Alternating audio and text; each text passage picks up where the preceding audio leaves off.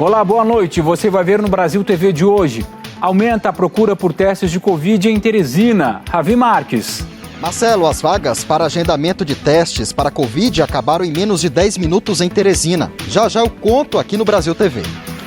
Depois de uma paralisação de 3 dias, a cidade do Rio retoma a vacinação infantil. Marcele Setúbal.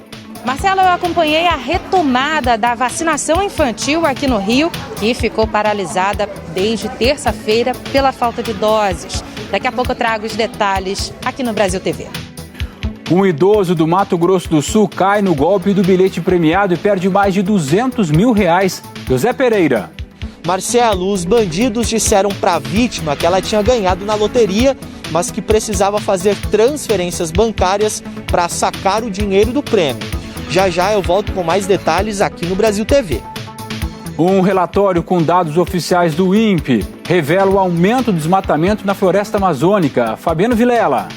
Marcelo, o desmatamento na Amazônia aumentou 57% nos últimos 3 anos. Daqui a pouco eu trago todas as informações aqui no Brasil TV. E ainda, golfinhos aparecem mortos e preocupam ambientalistas em Santa Catarina. Ricardo Von Dorf. Marcelo, os 6 animais mortos foram encontrados num período de apenas 10 dias em praias de Florianópolis. Eu volto daqui a pouco com os detalhes do Brasil TV. Hoje é sexta-feira, 4 de fevereiro, o Brasil TV está no ar.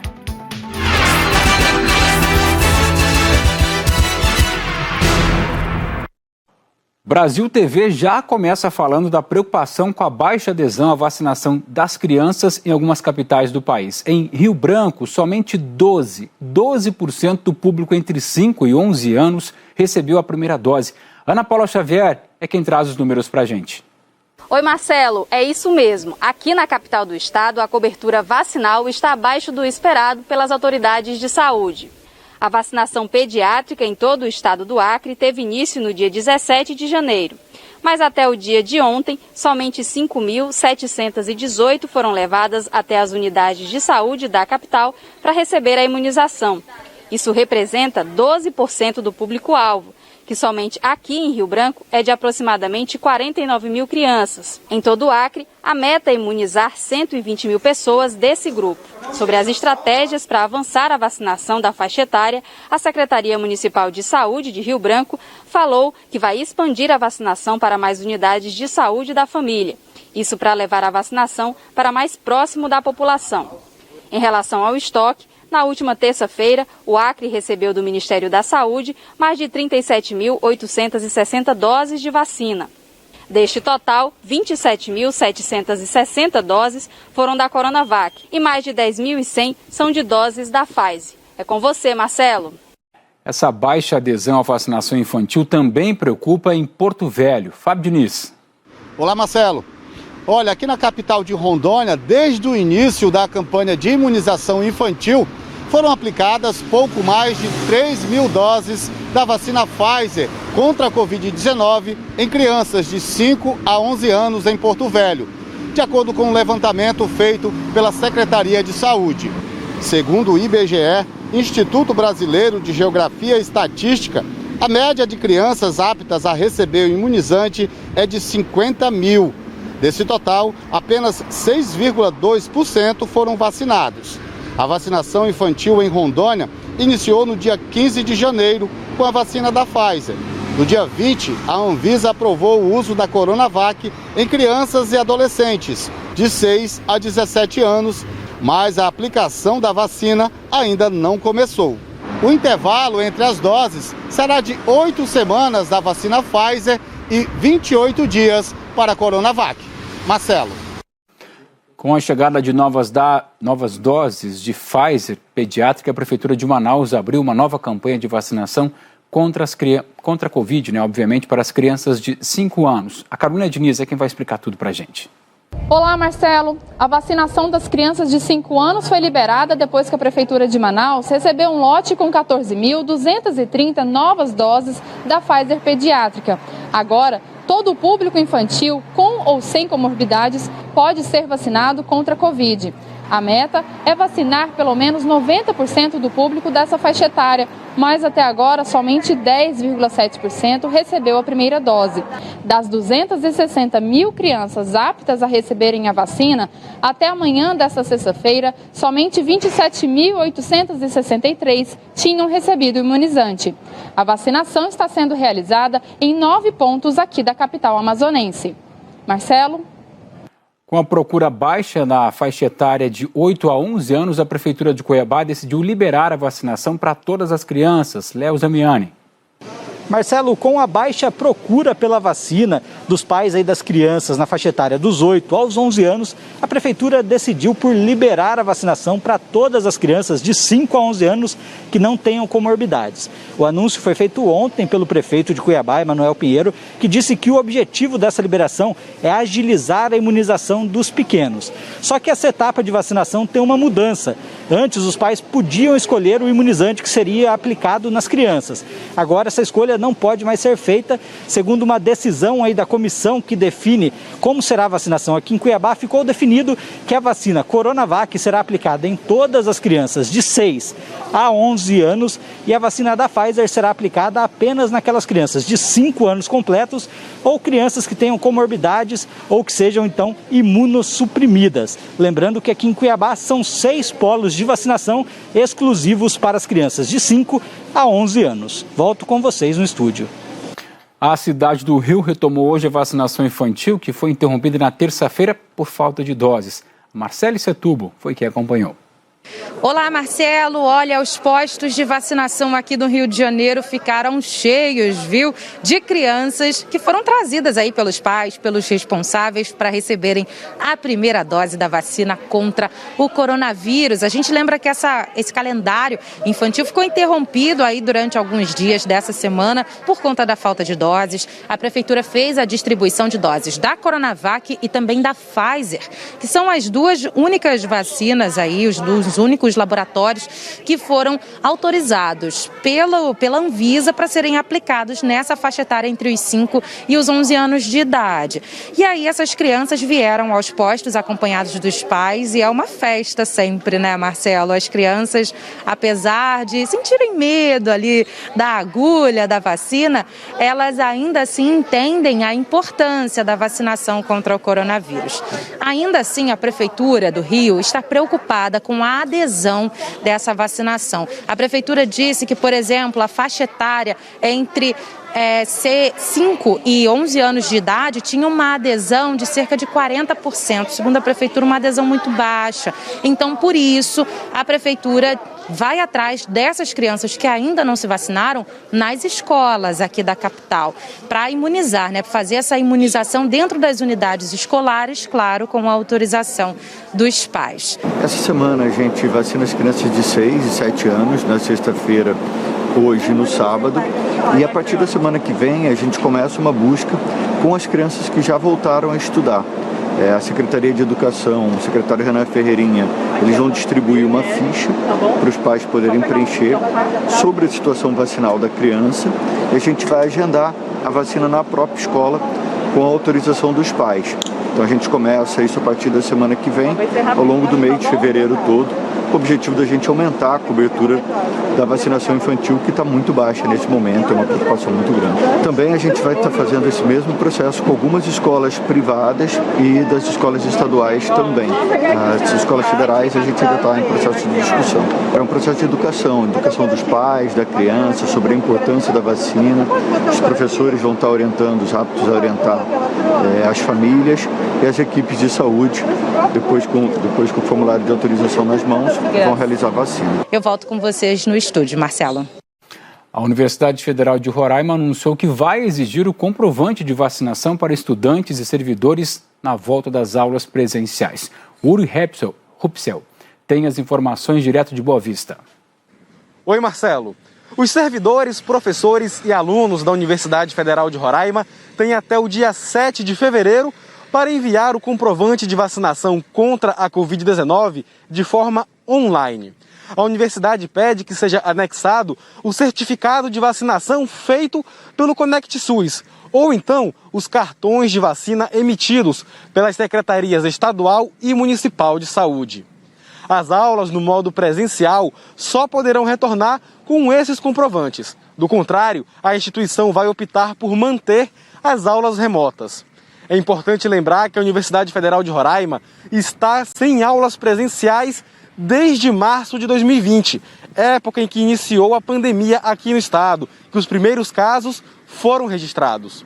Hoje, o estado registra 145.077 casos da doença, assim como 2.104 mortes para a Covid-19. Marcelo? Já a Prefeitura de Palmas publicou um decreto determinando que o resultado positivo no teste de Covid vale como atestado para o trabalho. A Betânia Souza explica. Oi, Marcelo. Serão aceitos os testes do tipo RT-PCR ou do antígeno, realizados por laboratórios públicos e privados. Com o decreto, a obrigatoriedade do atestado médico fica isenta e entra, então, o teste para a Covid-19, caso seja positivo. Neste laudo, deve conter as informações como o nome completo do paciente, a metodologia utilizada, a data da coleta, a data do início dos sintomas e a identificação do laboratório que fez o teste. A medida aqui na capital do Tocantins tem o objetivo de reduzir os índices de contágio da Covid-19 entre a população. Marcelo Cosme. Teresina abriu hoje um agendamento para testes de Covid, mas a procura foi tanta que as vagas se esgotaram em menos de 10 minutos. O Ravi Marques foi quem acompanhou. Oi, Marcelo. Aqui em Teresina, a Fundação Municipal de Saúde abriu hoje, às 8 horas da manhã, o agendamento para a realização de testes para a detecção da Covid-19.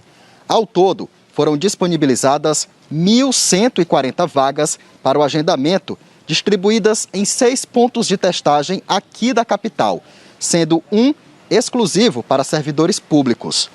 Mas a procura foi tanta que mesmo os testes só sendo para a próxima segunda-feira, no dia 7, as vagas no site esgotaram em 10 minutos. A grande procura por testes acontece desde o fim do ano passado, com o aumento de casos de síndromes gripais. Nas últimas semanas, em Teresina e demais cidades piauienses, têm registrado crescimento de casos de Covid. Marcelo Cosme, volto com você. Salvador fez hoje um mutirão para aumentar a cobertura da dose de reforço da vacina contra a Covid. Quem nos conta é o Mauro Anchieta. Com esse mutirão, a Prefeitura de Salvador espera avançar na aplicação da dose de reforço que está atrasada na cidade. 530 mil pessoas já deveriam ter recebido a terceira dose. Hoje, quase 50 pontos de vacinação distribuídos por toda a cidade atenderam exclusivamente esse público. Ontem, a Bahia atingiu a marca de 35.300 casos ativos, a mais alta desde o início da pandemia. O governo do estado já abriu 100 novos leitos de UTI e de enfermaria em Salvador e na região metropolitana. A Prefeitura de Salvador, por sua vez, abriu até agora 58 novos leitos. A imunização das crianças de 5 a 11 anos também preocupa, porque já poderia estar mais adiantada. A Secretaria Municipal de Saúde montou, inclusive, um esquema especial de vacinação para essa faixa etária. Está indo nas casas para fazer a aplicação da vacina da Covid.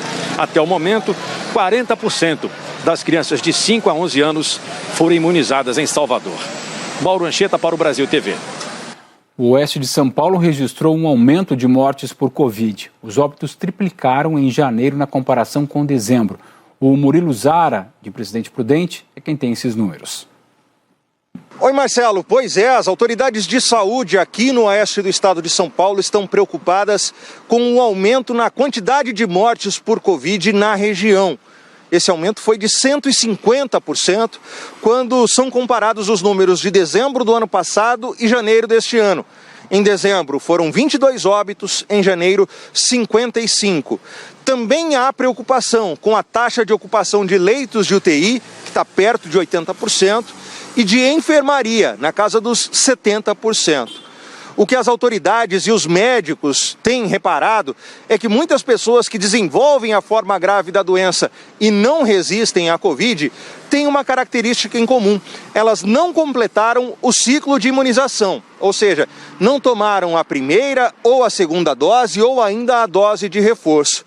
Também há um alerta para as pessoas dos grupos de risco, pessoas com idade avançada, com comorbidades como, por exemplo, hipertensão, diabetes, obesidade, doenças do coração e respiratórias. A grande recomendação é para que as pessoas busquem as unidades de saúde, tomem a vacina e mantenham as medidas de prevenção, o uso da máscara, a higienização das mãos e o distanciamento social. É com você, Marcelo. Veja a seguir, um idoso do Mato Grosso do Sul cai no golpe do bilhete premiado e perde mais de R$200 mil. José Pereira. Marcelo, os bandidos disseram para a vítima que ela tinha ganhado na loteria, mas que precisava fazer transferências bancárias para sacar o dinheiro do prêmio.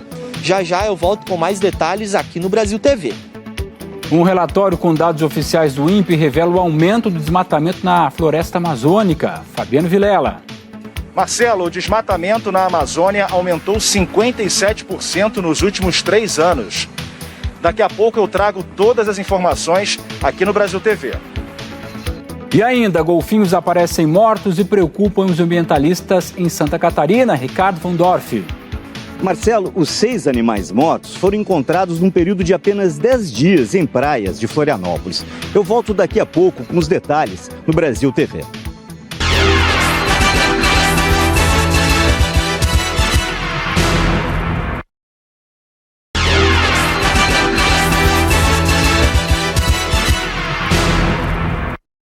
O Brasil TV está de volta com o caso do sargento da Marinha que matou o vizinho São Gonçalo na região metropolitana. Hoje o Ministério Público decidiu que ele vai responder por homicídio doloso com intenção de matar. A Mariana Queiroz tem os detalhes dessa história para a gente, direto da cadeia, onde esse sargento está preso. Olá, Marcelo. O sargento Aurélio Alves Bezerra, ele vai permanecer preso. Essa foi a decisão durante a audiência de custódia que aconteceu aqui no presídio de Benfica, na zona norte da cidade. Ainda durante essa audiência, o Ministério Público decidiu imputar a ele também o crime de homicídio doloso, quando há intenção de matar. No entendimento, portanto, diferente da Polícia Civil, que tinha classificado esse crime como homicídio culposo, sem intenção de matar. Agora esse processo, inclusive, vai para a vara criminal responsável ali na região de São Gonçalo, onde tudo isso aconteceu, aqui na região metropolitana do Rio de Janeiro. Os promotores naturais, que são os responsáveis pelo caso, eles também vão se manifestar até para decidir se vão oferecer denúncia ou não. Lembrando que o sargento Aurélio Alves matou com 3 tiros o próprio vizinho Durval Teófilo Filho, de apenas 38 anos. Ele, que trabalhava como repositor num supermercado, estava voltando do trabalho. No depoimento, o sargento justificou os disparos, dizendo que estava dentro do carro com vidro escuro e que não conseguiu identificar com precisão o que estava vendo. Disse ainda que depois de atirar, ele saiu do carro e perguntou se Durval estava armado, e a vítima disse que não. A mulher e a filha dele, de apenas 6 anos, estavam em casa, escutaram os disparos e reconheceram, portanto, quem estava ali, quem tinha acabado de ser assassinado. Ele chegou a ser levado, inclusive, para o hospital. A família diz que esse foi um caso de racismo. A gente volta ao estúdio. A polícia de Goiás prendeu o suspeito de um triplo homicídio numa fazenda em Leopoldo de Bulhões, que fica no sudeste do estado. Jonathan Moreira tem os detalhes das investigações. Marcelo, o suspeito é um ex-agente prisional e se entregou na madrugada de hoje. A Polícia Civil já havia feito o pedido de prisão temporária e não tem dúvidas. Esse homem teve sim participação no triplo homicídio em Leopoldo de Bulhões, cidade que fica a pouco mais de 60 quilômetros de Goiânia. 3 pessoas da mesma família foram mortas a tiros. O caseiro, Denismar Ricardo, a esposa dele, Suzana Villeforte, e a enteada, Jéssica Paixão. Eles estavam numa fazenda quando 2 homens chegaram à propriedade se passando por policiais. Os suspeitos renderam e algemaram o caseiro. Todos foram baleados. Uma 4ª pessoa, que também estava na propriedade, levou um tiro de raspão, se fingiu de morta e conseguiu fugir para pedir ajuda. Na fuga, os criminosos deixaram um carro, e esse carro foi uma pista importante para chegar até o suspeito que foi preso. A jovem que sobreviveu também tem ajudado nas investigações. A polícia ainda não revelou a motivação do triplo homicídio e essa investigação continua a fim de localizar o outro homem que também participou do triplo homicídio e para saber se há outras pessoas envolvidas no crime. Marcelo. Em Mato Grosso do Sul, um homem de 75 anos caiu no golpe do bilhete premiado, aí acabou perdendo mais de R$200 mil. Quem vai nos contar esse caso é o José Pereira. Olá, Marcelo. Olha só, os bandidos disseram para essa vítima que ela tinha ganhado na loteria no valor de 3 milhões de reais, mas que para sacar o dinheiro precisava fazer algumas transferências bancárias. A história já é estranha a partir daí, né? Segundo a Polícia Civil, esse produtor rural de 75 anos, da cidade de Sidrolândia, aqui em Mato Grosso do Sul, foi abordado por 2 homens e disseram que tinham um bilhete da Caixa Econômica Federal no valor de 3 milhões de reais, mas que não tinham os documentos necessários. Eles convenceram então a vítima e até fizeram uma ligação para uma pessoa que se passou por funcionária do banco. O agricultor, então, fez uma transferência bancária de 100 mil reais, de 80 mil reais e 63 mil reais. Ele só foi perceber que tinha caído no golpe no outro dia, quando foi buscar o dinheiro que não existia. A polícia agora está investigando o caso, busca imagens do circuito de segurança nesse momento da conversa dos homens com a vítima para identificar os suspeitos. Cosme, volto com você. A Polícia Federal fez hoje uma operação contra um grupo criminoso suspeito de promoção da migração ilegal. O Roger Santana acompanhou tudo pra gente lá em Vitória. Olá, Marcelo. A Polícia Federal cumpriu 2 mandados de busca e apreensão, um no município de Barra de São Francisco, interior aqui do Espírito Santo, e o outro em Central de Minas, em Minas Gerais. De acordo com a Polícia Federal, as quadrilhas cobravam $25 mil para enviar brasileiros ilegalmente para os Estados Unidos. Todo o processo era combinado por meio de uma falsa agência de turismo que fazia contratos com um símbolo falso da Polícia Federal. Os brasileiros passavam por esse deserto no México, esperavam dias em cabanas como essa, em condições precárias, e pulavam essa barreira na fronteira entre os 2 países. A Polícia Federal já identificou alguns suspeitos dessas quadrilhas. O Espírito Santo é o 3º estado que mais envia pessoas de forma ilegal para os Estados Unidos, segundo a polícia. Os investigados podem pegar até 20 anos de prisão. Marcelo, volto com você. Um voo com brasileiros deportados dos Estados Unidos chegou hoje à tarde ao Aeroporto Internacional de Belo Horizonte, que fica em Confins. O Magno Dantas foi quem acompanhou. Olá, Marcelo. Ao todo, 193 brasileiros deportados chegam nesta sexta-feira aqui no Aeroporto Internacional de Belo Horizonte, em Confins. O primeiro voo chegou por volta de 1h da tarde, com 92 deportados. Eles saíram aqui pelo desembarque internacional e várias crianças e vários adolescentes entre esses deportados. O segundo voo estava previsto para 3h da tarde e chegaria com 101 brasileiros. Todos tentaram entrar de forma clandestina, passando ali pelo México. No dia 26 de janeiro, 211 deportados, entre eles 90 crianças, desembarcaram no Aeroporto Internacional de Belo Horizonte. Foi o maior número de deportados em um único voo. Eles só foram liberados quase 4 horas depois da chegada ao Brasil, porque foram interrogados assim que desembarcaram. Policiais federais e comissários da infância e juventude queriam saber em que circunstâncias as crianças e os adolescentes chegaram aos Estados Unidos. Com essas 2 chegadas de hoje, desde outubro de 2019, são quase 4 mil brasileiros que foram deportados em 53 voos que chegaram aqui no Aeroporto Internacional de Belo Horizonte. Vou voltar para o meu estado e vida que segue, né? Vou trabalhar novamente e tentar a vida novamente, recomeçar do zero. Um relatório divulgado pelo Instituto de Pesquisa Ambiental da Amazônia, o IPAM, com dados oficiais do INPE, revelou que o desmatamento na floresta amazônica aumentou quase 57% nos últimos 3 anos. O Fabiano Vilela, quem tem esses números para a gente. Oi, Marcelo. Mais da metade do desmatamento ocorreu em áreas públicas, principalmente em terras federais, em que ainda falta a definição da finalidade pelo governo. O relatório do IPAM afirma que essas áreas de mata sem regularização são as preferidas dos invasores.